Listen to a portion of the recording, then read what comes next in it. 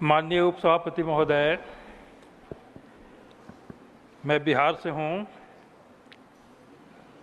और बिहार में double engine की सरकार बिहार के जो गौरवशाली अतीत है उसको पुनर्प्राप्त करने की ओर अग्रसर है।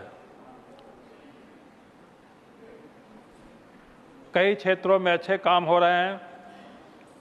भारत सरकार से भी काफ़ी सहयोग मिल रहा है, परंतु सदन के माध्यम से मैं सरकार का ध्यान बिहार की एक बड़ी समस्या की ओर आकृष्ट करना चाहता हूँ। बिहार एक ऐसा राज्य है जिसका दक्षिण का इलाका प्रायः सुखाड़ से और उत्तर का इलाका प्रायः बाढ़ से ग्रसित रहता है।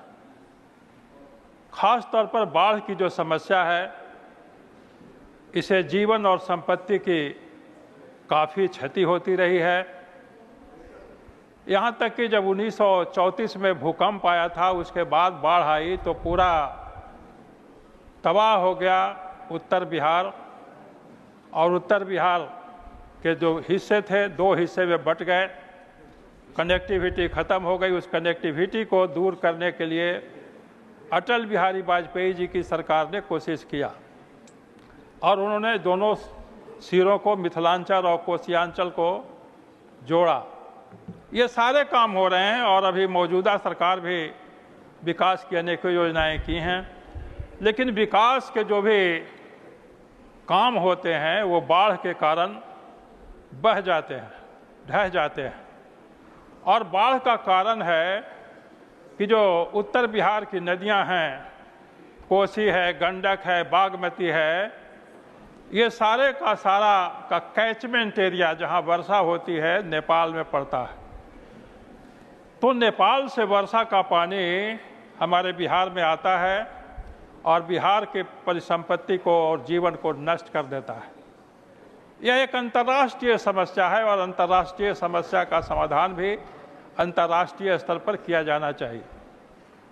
देश आज़ादी के बाद ही एक विशेषज्ञ के.एल. राव के अध्यक्षता में समिति बनी। उसने तत्कालीन सरकार को, यानी कि पंडित जवाहरलाल नेहरू जी की सरकार को सुझाव दिया कि कोसी में बाढ़ रोकने के लिए नेपाल में हाई डैम की स्थापना की जाए। सरकार ने कुछ नहीं किया। तब से लेकर के ये समस्या बनी हुई है। तो हम सरकार से अनुरोध करते हैं कि उत्तर बिहार को धन्यवाद माननीय डॉक्टर भीम जी। माननीय श्री नरेश बंसल जी, आपका समय खत्म हो गया, रिकॉर्ड पे नहीं जाना। माननीय श्री नरेश बंसल जी। पैनोरमा ग्रुप, जो सोचता है वो करता है। ये लो, मुंह मीठा करो। आज मैंने अपना जॉब छोड़ दिया। अब हम पूर्णिया वापस जाएंगे। जॉब छोड़ दिया है? मतलब ये घर कैसे चलेगा? हम करेंगे क्या? और माँ बाबूजी क्या बोलेंगे?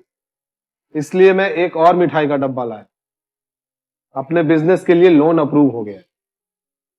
अरे लोन अप्रूव हो गया वो तो ठीक है, लेकिन पूर्णिया में हम रहेंगे कहाँ? अपना घर भी तो नहीं है वहाँ।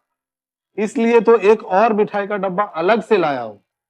हमने पूर्णिया में घर ले लिया है, पूर्णिया के ई होम्स पैनोरमा में। पूर्णिया में पैनोरमा ग्रुप लेकर आए हैं ई होम्स पैनोरमा। बड़ा घर, आलीशान जिंदगी और अत्याधुनिक सुविधाओं के संग। अरे अब क्यों मुंह मीठा करवा रही हो? क्योंकि हम घर वापसी जो कर रहे हैं। घर वापसी की खुशी पूर्णिया में ई होम्स पैनोरमा के संग। E homes panorama, luxurious lifestyle redefined.